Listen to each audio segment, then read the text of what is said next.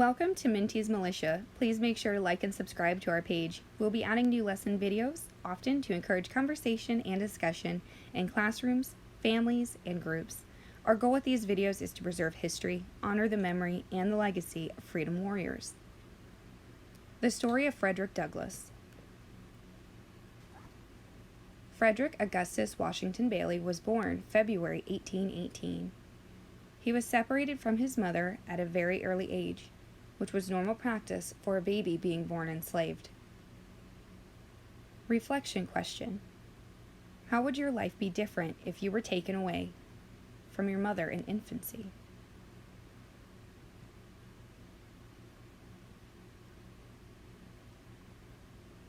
At age 6, our future freedom warrior was separated from his grandparents. At this point, he was separated from all of his family and started his life at the Y House plantation. Reflection question: would you be ready to move out and leave your family at age 6?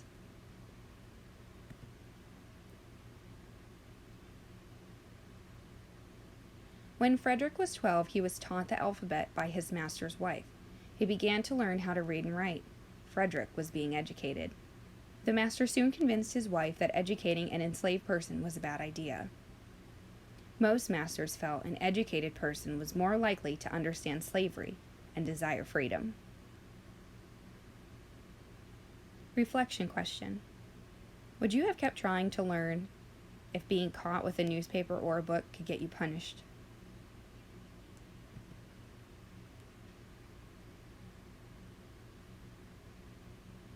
Frederick's thirst for knowledge could not be quenched. When he was hired out to William Freeland, he began to teach other enslaved men how to read the New Testament. His teachings came to an end when local slave owners broke up a Sunday morning session with clubs and stones. Reflection question: how far would you go to teach those around you?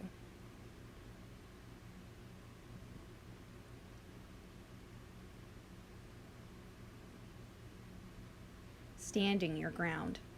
As a punishment for teaching enslaved men to read, he was sent to work for a poor farmer. This farmer was very abusive to Frederick until around age 16, when Frederick decided to fight back. When Frederick showed his strength, he was quoted as saying, "You have seen how a man was made a slave. You shall see how a slave was made a man." Reflection question: can you imagine the courage it took to fight back?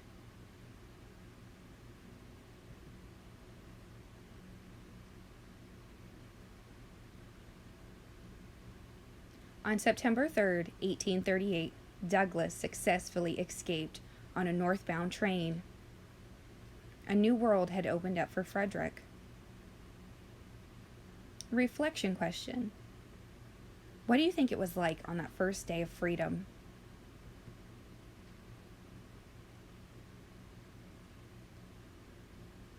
Frederick marries Anna Murray, September 15, 1838. Anna was already a free black woman in Baltimore. They used the surname Johnson to keep Frederick's identity safe. Although he was in a free state, he was still enslaved and thought to belong to his former master. Reflection question: what name would you pick as your new last name?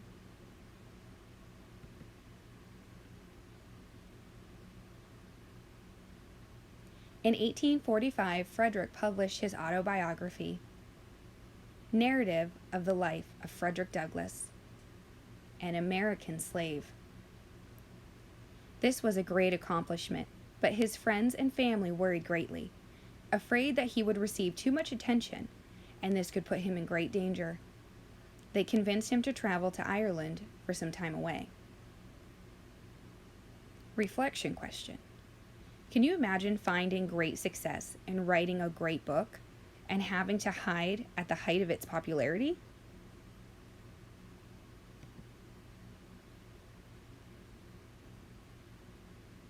The writer returns.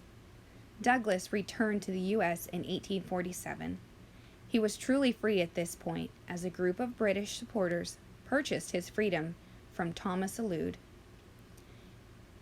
He then started an abolitionist newspaper entitled The North Star. Reflection question: why do you think Frederick entitled his paper The North Star?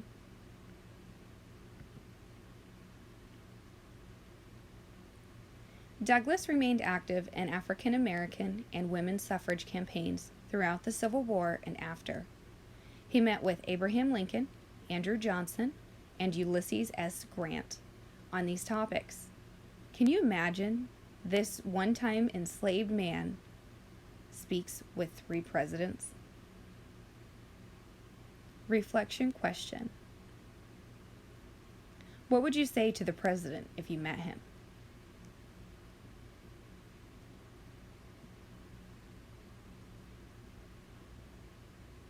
Thank you for listening to this book.